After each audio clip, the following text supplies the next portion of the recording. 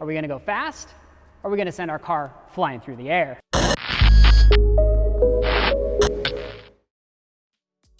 Every car's suspension has a natural frequency. This is basically your car oscillating after hitting a bump.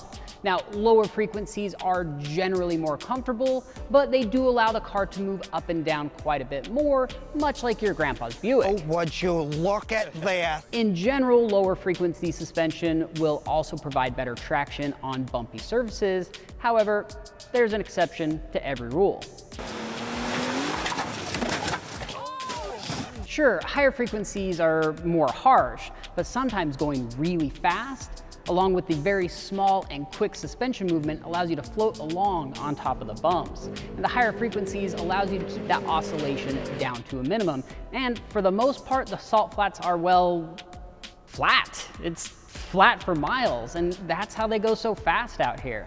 Now, with the surface being mostly smooth, the advantages you're gonna get of running a soft spring aren't near as important as keeping the car level to the salt. So that's our plan, keeping our car horizontal. Now, I could go on and on about suspension and frequencies, and if you really wanna dig into it, there's a ton of information out there online. Now, since we're on the subject of suspension, we're incredibly excited to announce a new sponsor for this car.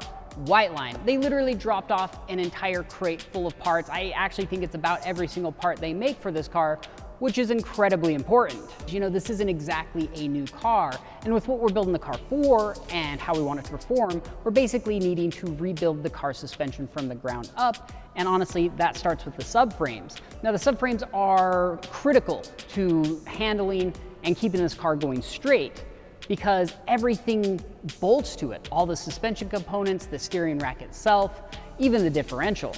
Now, we could build everything back to OEM spec, while that would be fine for a daily driver, with the performance demands of this car, we need something better and something that will keep the alignment true, even at 130 plus miles an hour. And for that, we need some upgraded bushings. So these are gonna completely replace all of the factory squishy garbage bushings with much stiffer polyurethane bushings, and the advantage being is much less deformation to keep the suspension movements tight and precise. And they also sent us some sway bars. Now, stiffening up the sway bars, or more accurately, anti-roll bars, it'll actually help to keep the car stable in the corners by offsetting the weight transfer to the outside tire. Now, while this is great in the twisties out on the salt, they actually really earn their name anti-roll bar. And they do this by helping your car's weight distribution during a spin, preventing the body from rolling over towards the leading side of the slide. Without it, you're putting more weight on that outside tire, thereby greatly increasing the chance of sending you and your car into a barrel roll. And these Whiteline rear control arms. Now, of course, this gets rid of the rusty stock pieces that came on the car, but now we can fine tune the rear end's alignment, making sure this car stays stable and straight at high speed. And then my favorite thing, they're shock absorbers, or more officially a damper, and not a dampener like some people call it. There is actually a difference. For example, a damper is like the sole of your shoe. It dampens the impact of your foot to the ground. A dampener is like Zac Efron in an all-girls college. It makes things. Anyway, back to the damper. Now, what a damper does is it controls the suspension movement speed. For example, if you have it set too soft and a very stiff spring on there, it's going to act like it's riding on a spring alone and will continue to bounce and oscillate after you hit a bump. Now, if we have it set too stiff, it doesn't allow the spring to react quickly enough, so it's critical that we match the spring rate with the stiffness of the damper.